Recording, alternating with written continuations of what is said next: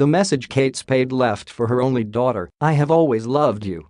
Here, not your fault." Fashion designer Kate Spade left behind a tragic note telling her teenage daughter not to blame herself for her suicide. Spade, 55, was found hanged at her Park Avenue home on Tuesday morning. Next to her body was a heartbreaking suicide note addressed to her 13-year-old daughter Frances B. Beatrix, her only child, telling her she'd always loved her and not to feel guilty over her mother's death. The note read, according to TMZ, "I have always loved you. This is not your fault. Ask Daddy." Kate's husband was at the apartment when his wife took her own life, according to police.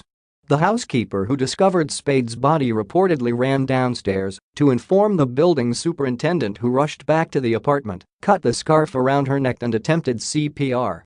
Spade was declared dead at the scene. It's not clear how long she had been dead. The medical examiner will perform an autopsy. In a statement, Spade's family reportedly said they were devastated by today's tragedy. "We loved Kate dearly and will miss her terribly," they said. "We would ask that our privacy be respected as we grieve during this very difficult time." A source close to the family described the moment Andy Spade picked up their daughter from school.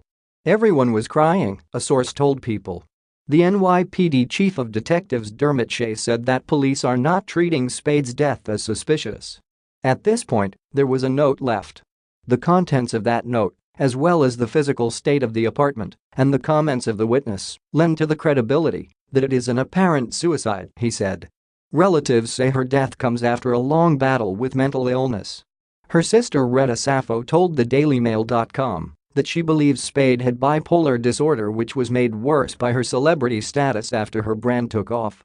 However, a source told People that Kate and Andy were having relationship problems and that he had been shopping for a new 1 or 2 bedroom apartment in Manhattan, although other sources say they were working closely together on her new brand Frances Valentine, a line of luxury handbags and shoes.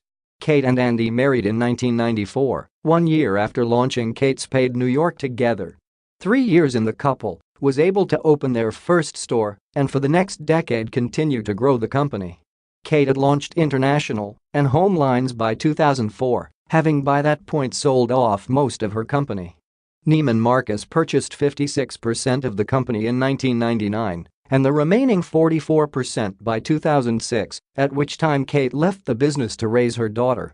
She told People at the time that she wanted to focus on her family.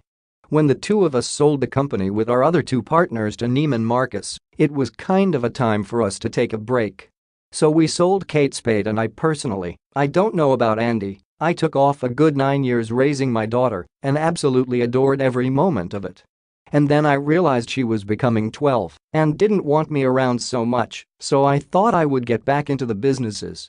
In a 2016 interview with Wall Street Journal, Kate spoke about how even though she had returned to the world of fashion, her daughter was still her priority. "I kind of thought taking the time off was unbelievably amazing," she said of her decade-long absence. "I thought it was, like, a gift. I really did. Once back at work, it was including her only child that made work a delight for Kate," and she described her excitement at getting to go to the studio with Frances on the weekends.